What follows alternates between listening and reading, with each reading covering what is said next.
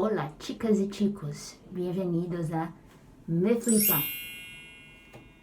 A gramática da língua espanhola é bastante parecida com a gramática da língua portuguesa. Existem dois tipos de formas de você analisar uma frase: a análise morfológica e a análise sintática. A análise morfológica vai detectar cada palavra da frase e vai dar um nome a ela. É como se ela dissesse quem são essas palavras dentro da frase. E a análise sintática vai dizer sobre a função dessas palavras na frase, com uma observação do contexto da frase. Na análise morfológica, você vai dividir as palavras em artículos, substantivos, verbos, adjetivos, advérbios, etc, etc, etc. Já na análise sintática, você vai dividir as palavras basicamente em sujeto e predicado. E aí dentro do predicado você tem complementos nominais e complementos verbais. Eu gosto de explicar tudo isso porque eu acho que para começar a gente precisa ter uma noção da estrutura das palavras para você conseguir desmistificar tudo e ficar uma coisa mais fácil de você incorporar. Você sabe, por exemplo, a diferença entre sujeito e substantivo? Substantivo é uma classificação morfológica de uma palavra. É toda palavra que é uma coisa. El libro, la chica, el niño, la bufanda. São palavras, são coisas, são substantivos. Já o sujeito é uma classificação sintática. O sujeito é quem executa a ação, é quem opera a ação. Toda frase tem um sujeito, mesmo que ele seja oculto.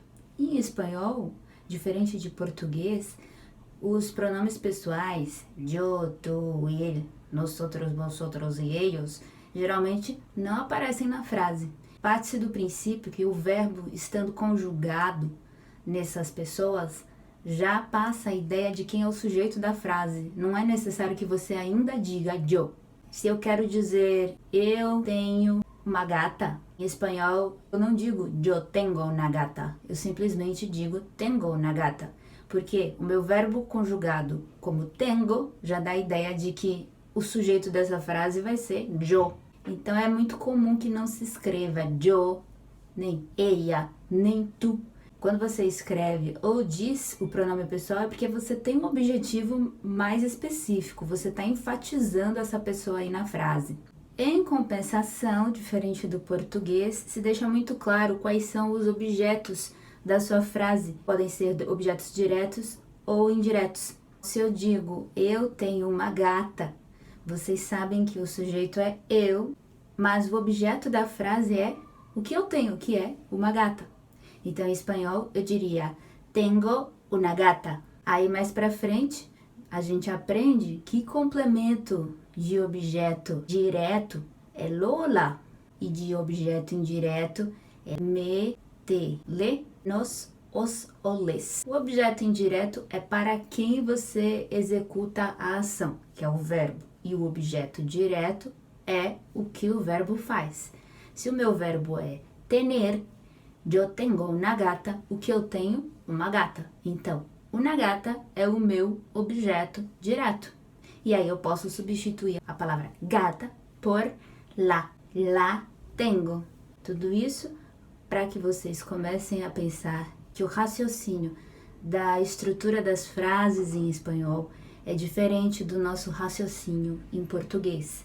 Ao mesmo tempo que a gente aqui no Brasil enfatiza a presença do sujeito na frase, em espanhol temos que dizer o que temos. Se em português eu quero te perguntar, você leu o livro que eu te dei? E em espanhol eu perguntaria, leíste el libro que te regalé? E aí em português eu responderia, sim, eu li, ou não, eu não li. Mas em espanhol a gente não fala só si, leí ou no leí. A gente diz o que a gente leu.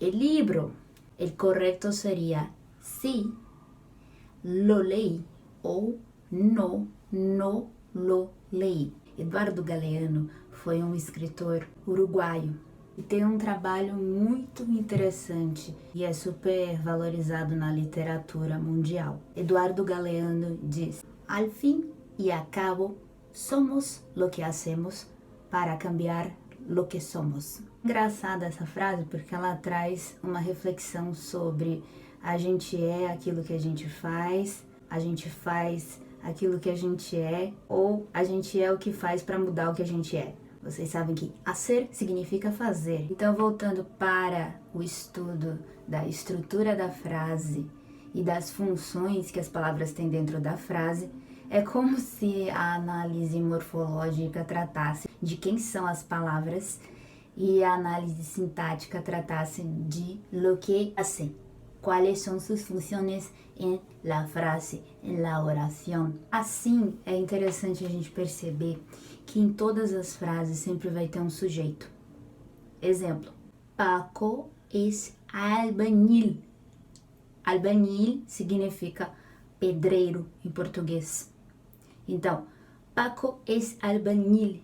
Eu estou usando o verbo ser, es. Eu estou dizendo quem ele é. Agora, quando eu digo Paco construye casas, eu estou dizendo o que ele faz enquanto um albañil, o que ele faz como um pedreiro, qual é a função que ele executa.